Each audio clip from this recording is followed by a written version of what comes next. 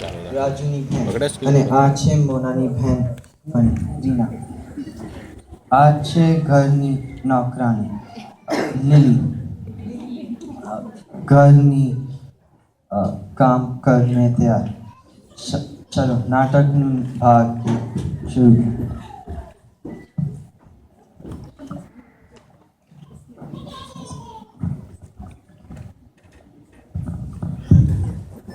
Turu turu tu turu tu turu turu tu turu turu tu turu turu तू ही मेरी मैं हूँ तेरा तू ही मेरी मैं हूँ तेरा. શું વાત છે રાજુ બાવરા, શું ગીત બન્યું છે યાર. આ વખત હિમેશ રેશમિયાની તો હું છુટ્ટી જ કરી દઈશ યાર. મને લખી લેવા દે. આ મારા મામા નાના નાના મારા પીજે મામા આવે પેલા લખી લેવા દે, નહીં તો મને રવાડે ચડાવી દેશે. આટલા પીજે પુઅર જોક્સ મારે છે કે બોલો બોલું કે સોસાયટી વાળા એમને પીજે માસ્ટર કરીને બોલાવે છે. હા હા હા. અલ્યા રાજ્યા ક્યાં ગયો? આ તારી બેનનું રિઝલ્ટ આવવાનું છે અને રિઝલ્ટ લઈને તારી બેન આવવાની હતી. ક્યાં ગઈ એ? જરા તપાસ કર. અરે મામા તમે ચિંતા ના કરો ને, હું એ વિચારે ચડ્યો છું. બહુ મસ્ત ગીત લખવાનું છે, તમે ચિંતા ના, શાંતિ રાખો. અલ્યા રાજ્યા તને વિચાર પણ આવે છે? આ નો કહેવાય અલ્યા. ઓ મામા શું બોલો છો? એકવાર આ ગીત કરણ જોહર સાંભળશે ને તો તરત જ લઈ લેશે. બેને એટલા ખરાબ દિવસ આવ્યા છે કે તારું ગીત સાંભળશે? એ મામા કરણ જોહરના તો સારા દિવસો આવવાના છે. એકવાર આ ઘીસી બધી રેકોર્ડના ગીતો ચલાવ્યા કરશે. કેટલો કંટાળો આવે છે. બસ એકવાર મને ચાન્સ મળી જાય ને તો હિમેશની તો હું છુટ્ટી જ કરી દઈશ. આ બધા ગીતકારોની લીધે હું કિશનર સ્ટેશનની બહાર જમરૂક વેચતા કરી દઈશ. બે તું આ સ્ટેશન બોલી ને એના પરથી મને એક મસ્ત જોક યાદ આવ્યો. જો ભલા જો, મામાના પીજે પાછા ચાલુ થઈ ગયા. જોયું? એકવાર છે ને અમદાવાદના સ્ટેશન પર ઊભો હતો. ત્યાં અચાનક જ છે ને 200-300 માણસનું ટોળું ભેગું થઈ ગયું.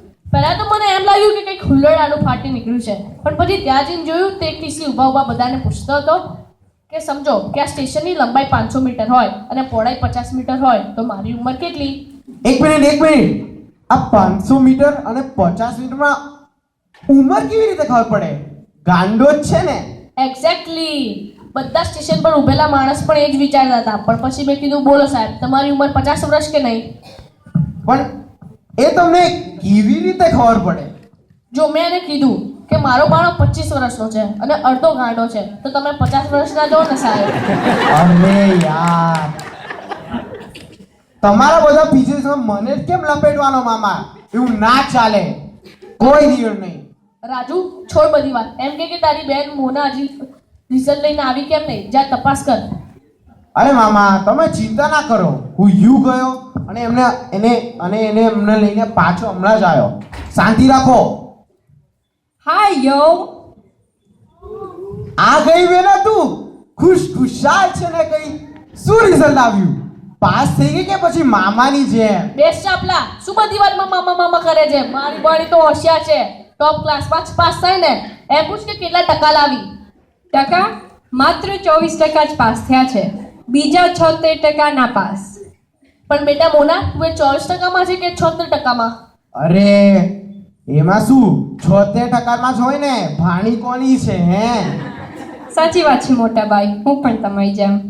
લે આટલી હોશિયાર છોકરી નપાસ થઈને આવે છે તોય પાછી કૂદતી આવે છે. આ છે ને બધું મામાના કારણે છે.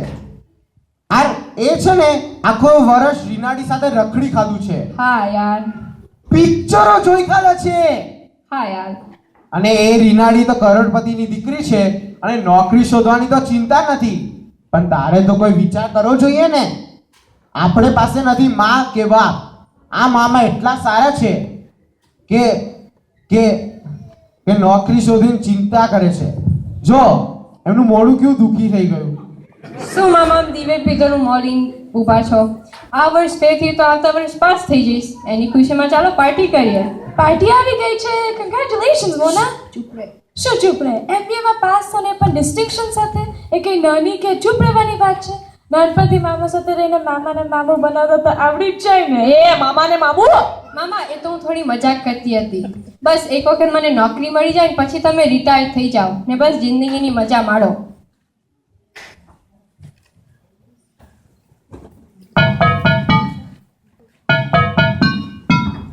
હલો જી જી હું એ પોતે જ. ચોક્કસ. થેન્ક્સ. આવી ગઈ. યસ આવી ગઈ. કોણ આવી ગઈ? આ લીલી? યાર રીનાવા લીલી નહીં, મારા ઇન્ટરવ્યૂ કોલ આવી ગયાની વાત કરતી હતી. નોકરી માટે તો મેં ઘણી બધી એપ્લિકેશન પહેલાંથી જ ભરી હતી, એટલે મને આવતીકાલે દેવી પ્રસાદ એન્ટરપ્રાઇઝમાં ઇન્ટરવ્યૂ માટે જવાનું છે. જરા ફરતી કે શું નામ કીધું એ કંપનીનું? દેવી પ્રસાદ એન્ટરપ્રાઇઝ. ઓ તું તો સમજ કે તારું કામ થઈ ગયું. એ કંપનીના સીએ મિસ્ટર મહેન્દ્ર મર્ચન્ટ છે ને, એ મારા ખાસ મિત્ર થાય. લાવ હું એમને ફોન કરું. યસ, હવે મારી નોકરી પાકી. સીએથી તો બધા જ બીવે. કેમ? કારણ કે કંપનીના બધા જ કાળા ધોળા જાણતો હોય. હા, શું વાત કરો છો? આ જમાનામાં ના હોય તો હા સારું, હું તમને પછી ફોન કરું અને પછી તમે મને વાત કરો. હા બાય. હા શું થયું મામા? બેટા મોના, તું આ નોકરીની માંડી વાળ. આ કંપનીની માલકી મિસિસ રાગેશ્વરી દેવી છે. એ કટ્ટર ગાંધીવાદી છે. એને ભારતીય ભાષા અને એની સંસ્કૃતિ પર બહુ ગર્વ છે. તો આપણને પણ ક્યાં શરમ છે? ચાલો ચાલુ કરીએ. વંદે માતરમ. વંદે માતરમ. ભારત માતા કી જય. બેટા સિરિયસ થા. આ કંપનીની માલકી મિસિસ રાગેશ્વરી દેવી છે.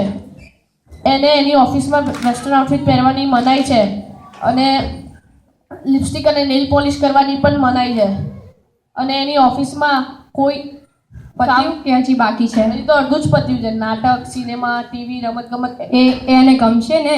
ના ભાઈ ના, એ બધી વાત પર તો એની ઓફિસમાં કોઈ પણ વાત કરે ને તો પણ એનો પગાર કાપી લે છે. તો તમારે એવું સમજે છે કે એ બધી વાતો કરીને લોકો એમની જિંદગીમાં ટાઈમ વેસ્ટ કરે છે અને કામ ઓછું કરે છે. તો તમારા હાથમાં કોઈ દિવસ પગાર નહીં આવે મામા. કંઈ નહીં, આ નોકરી તો જવા દે, બીજી નોકરી તને મળી જશે. મને આ નોકરીમાં ચેલેન્જ દેખાય છે ને મામા તમને તો ખબર છે મને ચેલેન્જ દેવી કેટલી ગમે છે. ખબર છે. આવી રહી છું રાગેશ્વરી દેવી. મને મળ્યા પછી તમને ખબર પડશે કે મોનાને પણ એક ગાંધીવાદીને નહેરુ ટોપી પહેરાવતા આવડે છે.